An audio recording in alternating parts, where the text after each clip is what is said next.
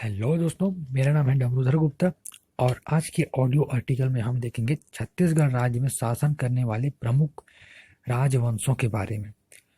तो यहाँ तो बहुत सारे राजवंशों ने शासन किया है, पर यहाँ हम जो मुख्य मुख्य राजवंश हैं उन्हीं के बारे में पढ़ेंगे। तो राज्य में शासन करने वाले प्रमुख राजवंश निम्न प्रकार के हैं। तो सबसे पहले हम देखेंगे मौर्य वंश। मौर्य वंश 322 ईस्वी से 185 ईसा पूर्व तक यहाँ शासन किए। मौर्य वंश ऐतिहासिक एवं पुरातात्विक साक्ष्यों के अनुसार छत्तीसगढ़ कलिंग देश का भाग था। अशोक की कलिंग विजय के पश्चात छत्तीसगढ़ मौर्य साम्राज्य का अंग बना। रामगढ़ की पहाड़ी में स्थित जोगीमारा की गुफा मौर्यकालीन है। यहाँ देवदत्त नर्तक एवं शतनुका नर्तिका की प्रेम गाथा का वर्णन तथा अशोक का अभिलेख पाली भाषा व ब्राह्मी लिपि में उत्कीर्ण है। इस गुफा में उपस्थिति चित्र मूर्ति कला का उत्कृष्ट उदाहरण है। मौर्य सम्राट अशोक ने दक्षिण कौशल के सिरपुर में एक स्तूप का निर्माण कराया था। इस काल के दो अभिलेख सरगुजा जिले में मिलते हैं। जांजगीर चांपा जिले के ठठारी और अलकतरा तथा रायगढ़ जिले के बार व तारापुर से मौर्यकालीन सिक्के भी प्राप्त हुए हैं। इस काल के साक्ष्य ह्वेंगसांग की रचना सी यू की से प्राप्त होते हैं। अब दूसरा जो राजवंश है छत्तीसगढ़ में शासन करने वाला, वो है सातवाहन वंश। इसकी जो शासन करने की अवधि थी 200 से 72 ईसा पूर्व। मौर्यकालीन साम्राज्य के पतन के पश्चात दक्षिण भारत में सातवाहन राज्य की स्थापना हुई। दक्षिण कोसल का अधिकांश भाग सातवाहनों के प्रभाव क्षेत्र में था। इनके शासनकाल में आर्य संस्कृति का विस्तार दक्षिण में व्यापक रूप में हुआ। इस वंश के शासक स्वयं को दक्षिण पथ का स्वामी कहते थे। सातवाहन शासक ब्राह्मण जाति के थे एवं इन्होंने अपनी राजधानी प्रतिष्ठान महाराष्ट्र में स्थापित की थी। छत्तीसगढ़ में इस वंश के प्रमुख शासक सातकर्णी प्रथम, अपिलक एवं वरदश्री थे। तो सातकर्णी प्रथम अपने राज्य का विस्तार जबलपुर तक किया। इस प्रकार त्रिपुरी सातवाहनों के प्रभाव में आ गया। सातवाहन शासकों की प्राप्त मुद्राएं, शिलालेख एवं किरारी से प्राप्त काष्ठ स्तंभ लेख राज्य में सातवाहन राजाओं की अधिष्ठता को प्रमाणित करते हैं। सातवाहन काल में रोमन कालीन स्वर्ण मुद्राएं चकरबेड़ा से प्राप्त हुई हैं। रायगढ़ जिले के बालपुर एवं बिलासपुर जिले के मल्हार से सातवाहन शासक अपिलक की मुद्राएं प्राप्त हुई हैं। सातवाहन कालीन सिक्के बिलासपुर जिले में पाए गए हैं। अब देखते हैं दो राजवंश हो गया, मौर्य वंश, सातवाहन वंश। अब तीसरा जो राजवंश है जो छत्तीसगढ़ में शासन करने वाला, कुषाण वंश। इसका शासनकाल 30 से 375 ईसा पूर्व तक था। कुषाणवंशी शासक कनिष्क के कई सिक्के छत्तीसगढ़ में प्राप्त हुए हैं।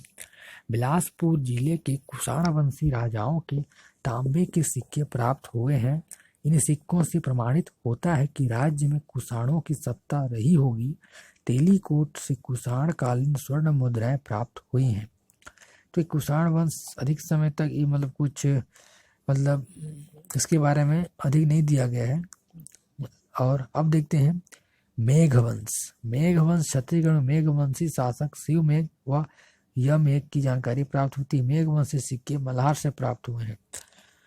अब है वाकाटक वंश। वाकाटक वंश का जो सत्ता वाला काल अवधि था 300 से 400 ईसा पूर्व।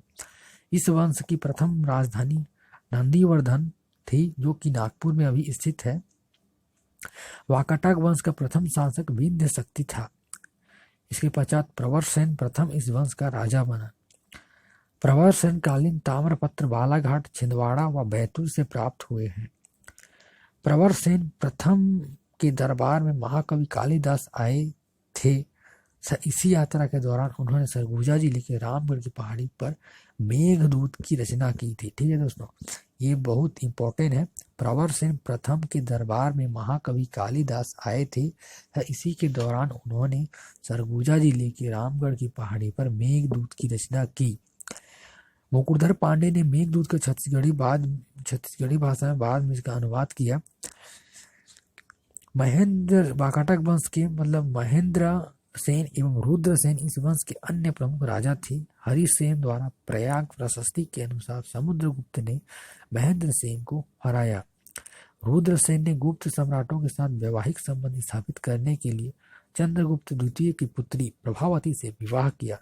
वाकाटकों की स्वर्ण मुद्राएं छत्तीसगढ़ में बानमरद नामक स्थल से तथा अन्य सिक्के दुर्ग से प्राप्त हुए हैं। छत्तीसगढ़ के राजिम व अड़यार से ताम्रपत्र मिलते हैं।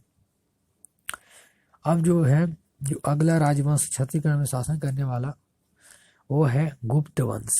गुप्त वंश की जो शासन अवधि थी वह 319 से 5 ईसा पूर्व था। उत्तर भारत में शुंग एवं कुषाण सत्ता के पश्चात गुप्त वंश ने राज्य किया।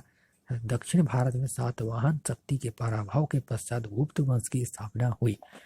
4वीं सदी में समुद्रगुप्त वंश का एक अत्यंत ही प्रतिभाशाली और साम्राज्यवादी शासक हुआ।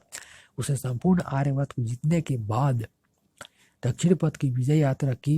प्रयाग प्रशस्ति के अनुसार उसने दक्षिण कौशल के शासक महेंद्रवर्धन और महाक्रांतार के जो शासक व्याघ्रराज को पराजित किया। समुद्रगुप्त दक्षिण कौशल एवं महाकांतार को विजय के पश्चात अपने साम्राज्य में ग्रहण मोक्ष की नीति के लिए लिया गया। तो इस प्रकार से था ये मतलब जो छत्तीसगढ़ में शासन करने वाले प्रमुख राजवंशों के बारे में। तो हम अगले वीडियो में देखेंगे छत्तीसगढ़ राज्य के क्षेत्रीय राजवंश जो छत्तीसगढ़ में शासन की। अभी तक जिसने पढ़ा वह मतलब पूरे देश के थे जो आकर यहाँ शासन करते थे। अब देखेंगे हम अगले वीडियो में छत्तीसगढ़ के क्षेत्रीय राजवंश। तब तक के लिए धन्यवाद।